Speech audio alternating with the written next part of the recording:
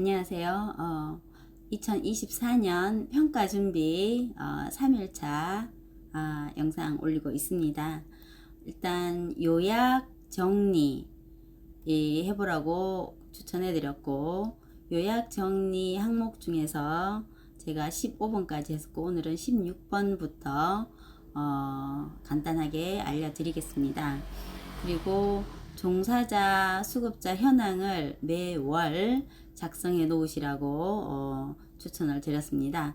종사자 현황은 평가 기간에 지표 기간이 있죠. 지표 기간부터 지금 오늘 이 시간까지 계속 이렇게 준비를 해 놓으셔야 되고, 오히려 이제 거꾸로 돌아가셔도 돼요. 오늘부터 이번 2024년 1월부터 2023년 12월 이렇게 거꾸로 가셔도 돼요. 그래서 그 종사자 현황 다 갖고 계셔야 되고, 오늘 요 평가 매뉴얼 요약 정리본 16번부터 살펴보겠습니다. 16번은 급여 제공 역량 관리네요. 16번.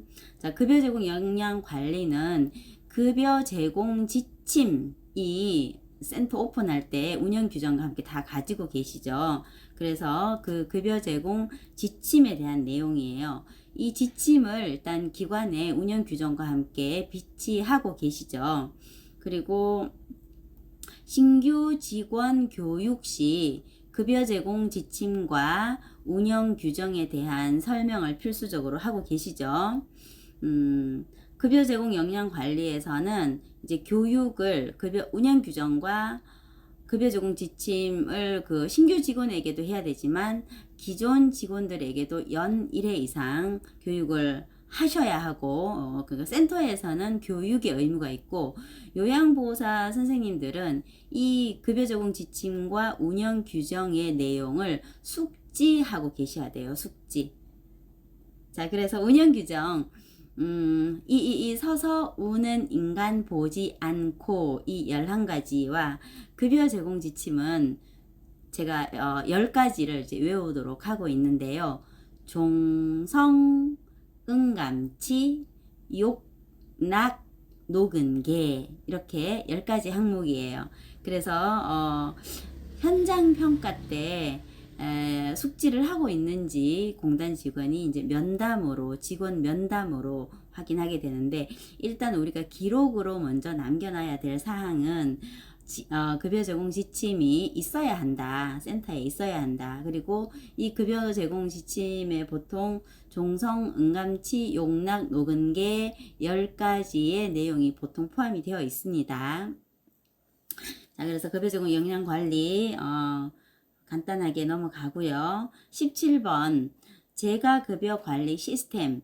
자, 이거는 RFID 참여율인데요. 대부분 이제 태그를 찍고 계시잖아요.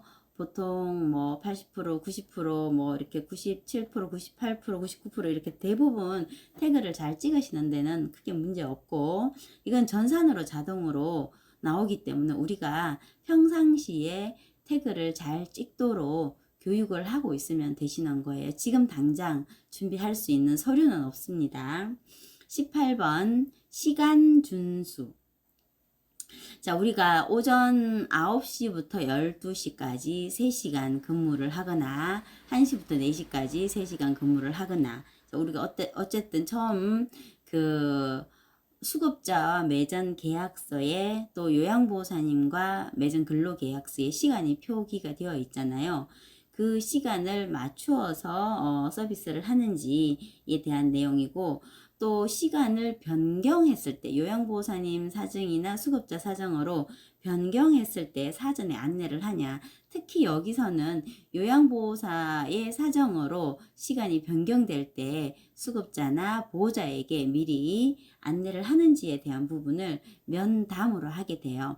그래서 우리가 평상시 이런 건 잘하고 있잖아요. 시간 변경하게 되면 수급자 보호자에게 전화해서 또는 카톡으로 또는 SNS로 미리 안내를 드리고 있는 사항이니까 요양보호사님들에게만 좀 강조를 해주시면 될 것 같습니다.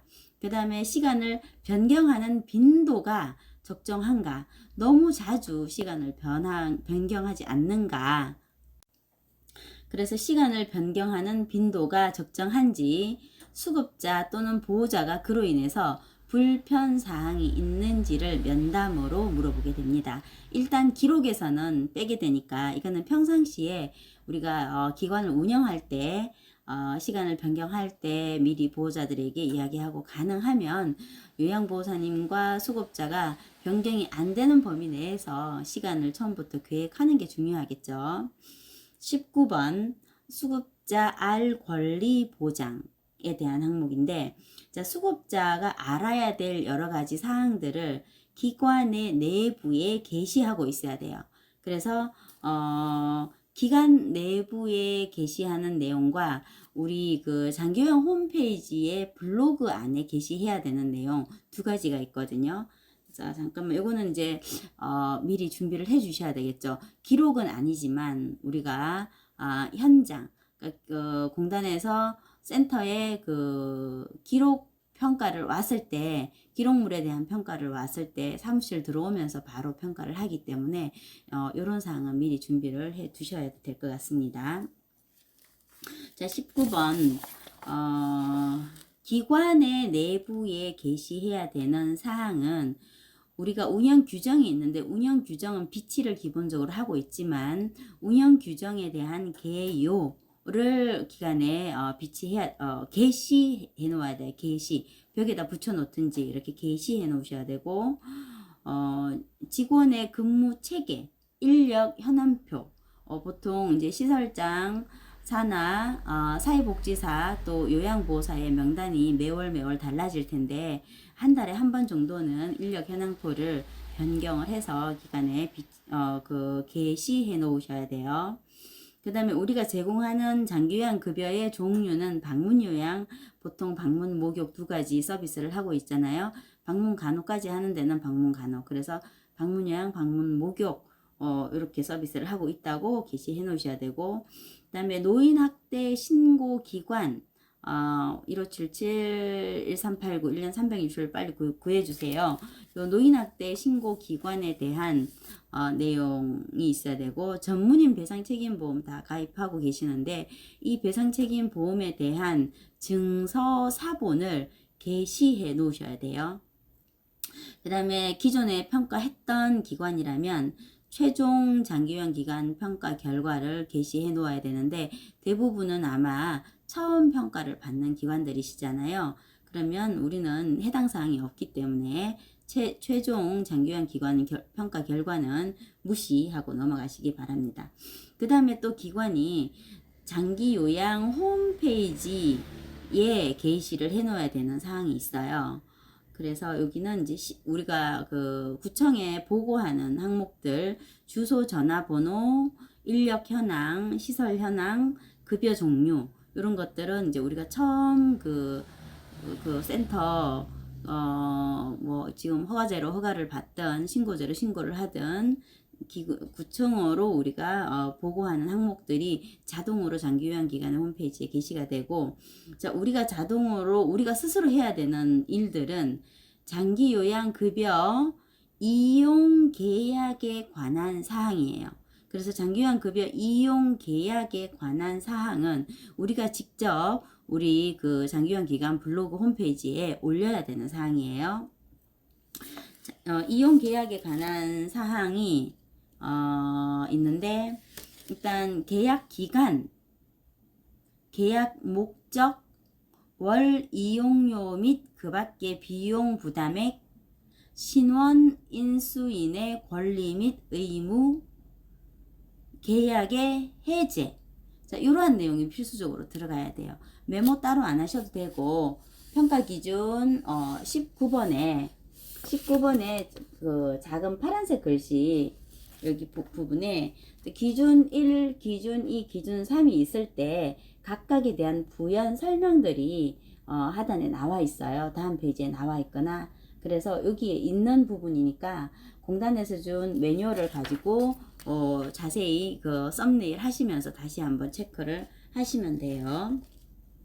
그리고 홈페이지가 있으면 홈페이지 주소, 그 다음에 기관의 사진, 교통편, 주차시설, 보험 가입 여부, 사진과 홈페이지 주소, 교통편, 주차시설, 보험 가입 여부 이러한 내용들은 장기요양 홈페이지 그 블로그 안에 들어가면 내용들이 있으니까 그 내용 한 번은 체크를 하셔야 되고 한 달에 한 번 정도 이렇게 변경사항이 있으면 반드시 체크해서 올려놓으셔야 돼요. 자, 19번 수급자 알 권리 보장 지나갑니다. 20번 계약 체결 및 통보에 관한 사항이에요. 자, 계약을 우리가 보통 이제 체결을 하게 되는데 계약 체결 보통 해서 급여 제공 계획서 종합 의견에 우리가 이제 계획하고 제일 하단에 이제 마지막 통보하기 전에 종합 의견란에 표장의 내용을 반영하는가. 그 표준 장기요양 이용 계획서가 지금은 개인별 장기요양 이용 계획서로 다 바뀌었죠. 그래서 공단에서 어르신별로 계획해 놓은 그 급여의 내용을 우리 급여 계획 서비스에 반영하는 거예요. 보통은 계장기의 내용으로 급여 계획을 하고 계시죠. 또 그 계장기 내용 플러스 욕구 사정의 내용, 위험도 평가의 내용, 또 보호자 또는 수급자의 개별 욕구 사항들을 반영해서 신체활동, 정서지원, 가사및 일상생활 지원의 내용을 가지고 급여 계획을 하게 될 거예요.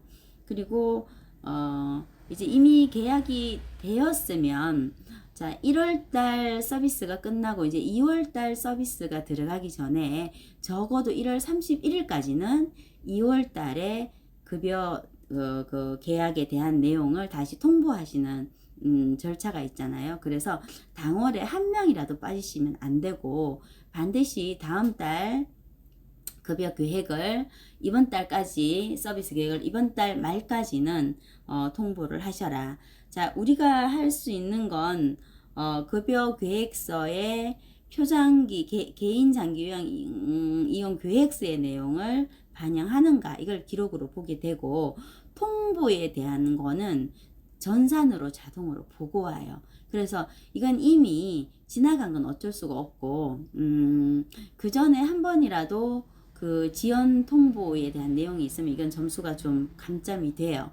그러니까 이미 지나간 건 어쩔 수가 없잖아요. 그러니까 이번 달부터 더 이렇게 그 딜레이 되지 않도록 전월에 대한 거, 이월에 대한 내용을 이번 달 말까지는 반드시 하루라도 계획을 해서 넣어 놓으셔라. 이월이 되어서 변경을 하는 경우는 상관이 없어요. 그런데 이월의 일정을 이번 달에 넣어 놓지 않으면 이건 이제 감점 대상이기 때문에 반드시 이번 달까지 일정표를 등록을 해 놓으시기 바랍니다. 자, 이렇게 20번까지 진행이 되었습니다.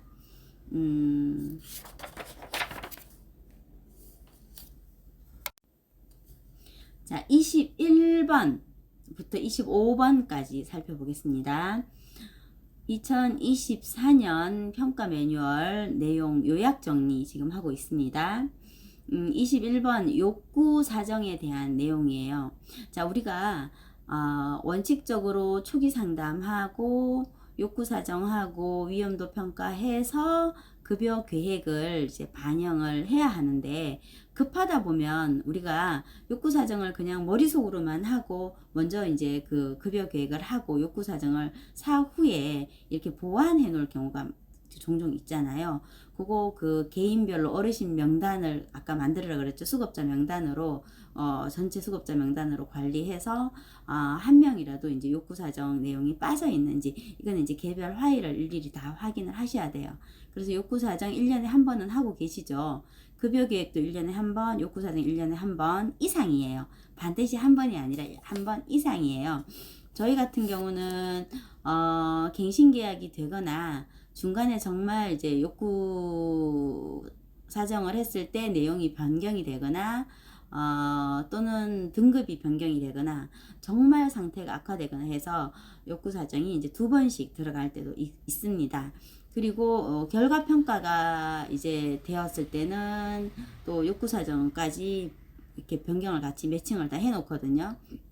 어쨌든 1년에 한 번 이상 욕구 사정을 하셔야 되는데 이제 여기 필수 사항들이 수급자명, 그 다음에 욕구 사정한 일자 반드시 들어가야 되고 작성자 명이 들어가야 돼요. 그러니까 작성자 서명이 아니라 작성자 명이에요. 그래서 서명에 대해서 크게 신경 안 쓰셔도 돼요. 작성자 명만 들어가면 되고 이제 총평이 반드시 서술형으로 들어가야 됩니다. 저 같은 경우는 이제 욕구 사정을 이게 양식이 변했더라고요. 공단에 올라왔었는데 제가 그거 미처 못 보고 기존에 가지고 있던 욕구사정 그 내용을 가지고 봤는데 양식이 변경이 돼 있어서 깜짝 놀랐어요. 그런데 이제 그 많은 내용들을 다 변경을 하려고 하니까 도저히 엄두가 안 났어요. 그래서 이제 밑에 그 항목을 다시 보니까 부연 설명에 8개의 항목이 있으면 돼요.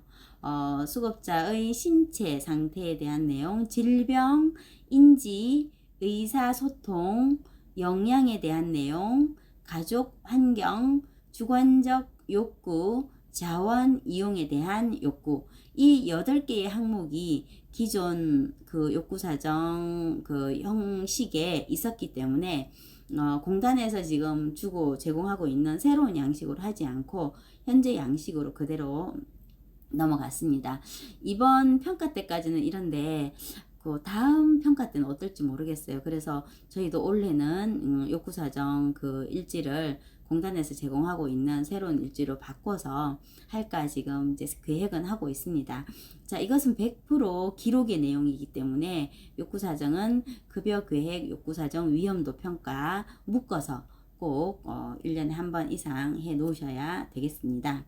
22번 급여 제공 계획. 자, 이것도 욕구사정 내용을 바탕으로 급여 제공 계획을 세우게 되죠. 자, 근데 우리가 표창기에 인정서에 보통 초기의 유효기간이 2년으로 나오지만 장기형 유효기간이 2년으로 나오더라도 급여 제공 계획은 연 1회 1년에 한 번 이상 이제 계획을 하게 되어 있잖아요.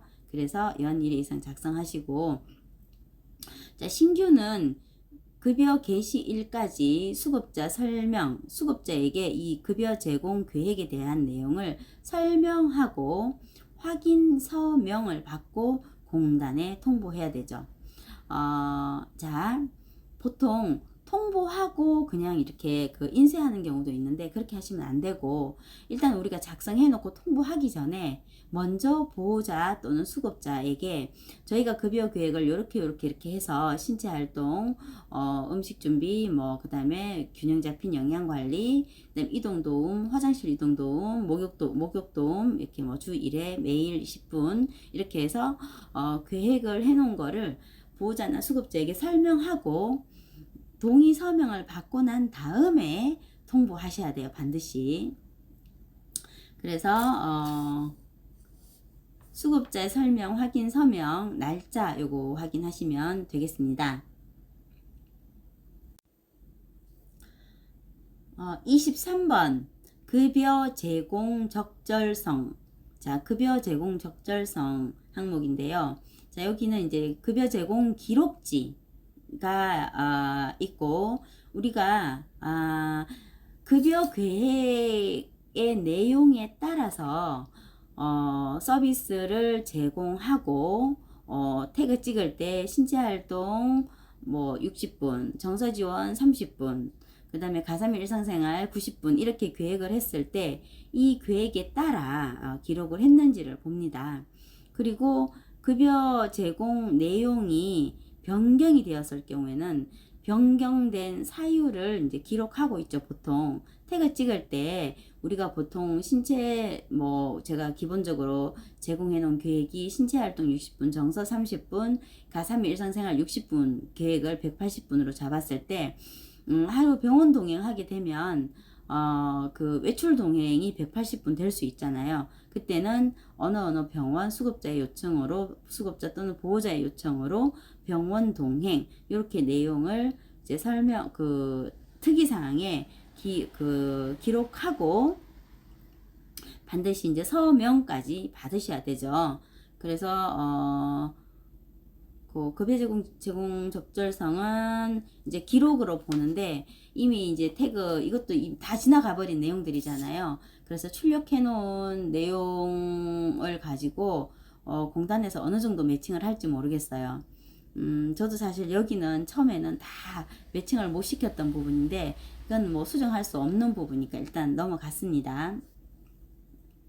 지금 이제 저희가 이번 평가를 하고 나서 모니터링 하는 것은 우리가 급여 제공 계획을 수급자별로 다 한번 이렇게 체크리스트를 만들어서 요양보호사님들이 태그 찍을 때 이 시간대로 태그를 찍는지를 한번 모니터링을 하고, 이게 많이 차이가 나는 경우는 한 달치를 모니터링해서 요양보호사님에게 왜 신체활동이 60분, 정서지원 30분인데 신체활동이 90분이고 뭐 정서지원이 10분밖에 안 됐다, 이럴 경우에는 왜 그러냐, 이렇게 한번 이제 사례 회의를 하게 돼요. 그래서 회의를 해서 정말 우리가 서비스 계획한 내용대로 요양보호사님이 서비스하지 않고 다른 내용이 있다면 요양보호사님과 사례회의를 해서 다시 급여 계획을 이제 하게 됩니다.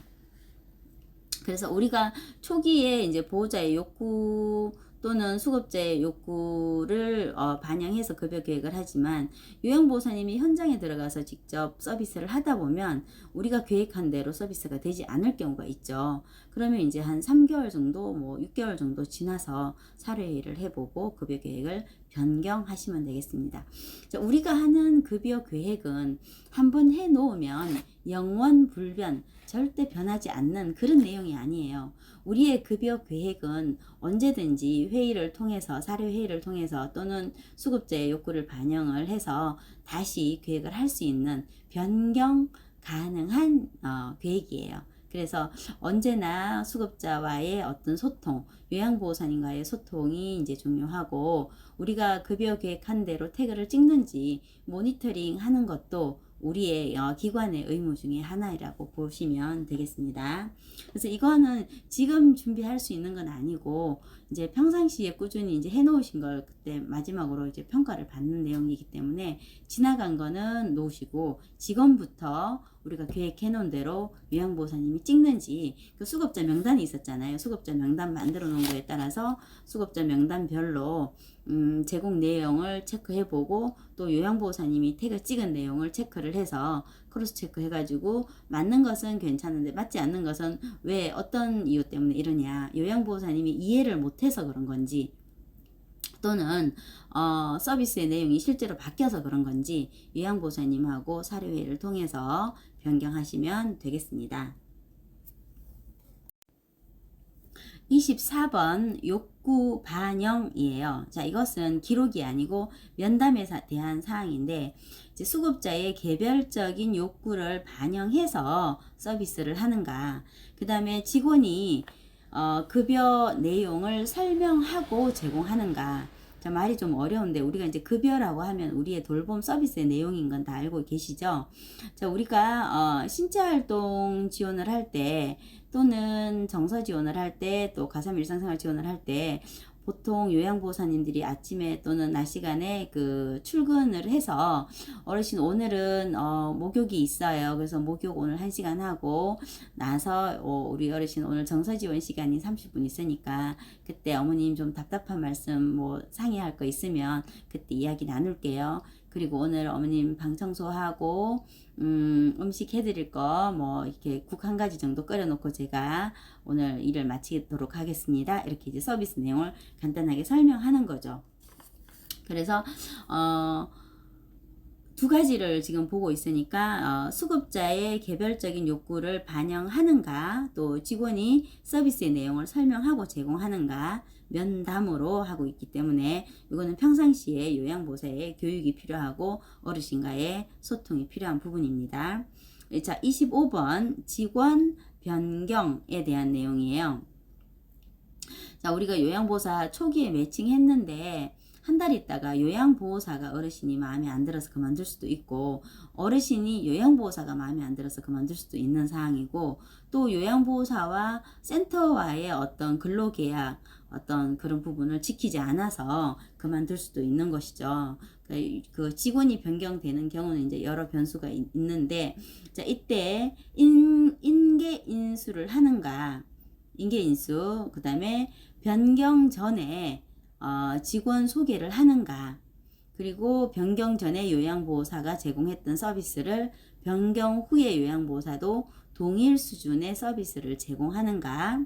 그 다음에 이제 우리가 기록으로 해 놓아야 되는 준비는 14일 이내, 직원 변경 후 14일 이내에 수급자 또는 보호자와 상담해서 그건 반드시 기록으로 남겨두어야 해요. 점수를 한번 볼까요? 자, 4점짜리네요. 우리 그 평가 항목에서 3점, 4점, 5점 이렇게 5점짜리가 가장 높은데 4점짜리는 굉장히 비중이 높은 항목이에요. 그래서 직원 변경에 대한 기록 요거 꼭 체크하셔서 준비하셔야 되고, 제가 아까 종사자 명단을 제일 처음에 만들으라고 했는데 종사자 명단을 쭉 보다 보면 이번 달에 신규 종사자가 있고 이번 달에 신규 수급자가 있잖아요. 그러면 신규 수급자에게 신규 종사자가 들어갈 수도 있고 기존 종사자가 들어갈 수 있는데, 그 종사자 현황을 추이를 이렇게 보다 보면 어떤 어르신에게 처음 요양보호사가 들어갔는데 그 요양보호사가 그만두고 그 다음 요양보호사가 들어간 내용들을 이렇게 순차적으로 확인할 수 있죠. 그러면 이제 그 날짜를 맞춰서 14일 이내에 보통 상담은 다 하셨을 거예요. 요양보호사님 바뀌고 나서 어르신 지금 새로 요양보호사님 좀 어떠세요? 하고 이렇게 상담은 하실 건데, 그 상담했던 내용을 전화번호부 그 전화 기록 다 이렇게 찾으셔가지고 그때 실제 상담 시간, 일자, 상담 대상자, 관계, 그 필수적인 내용 해서 그 14일 이내에 직원 변경에 대한 내용을 꼭 기록으로 남겨 놓으시기 바랍니다.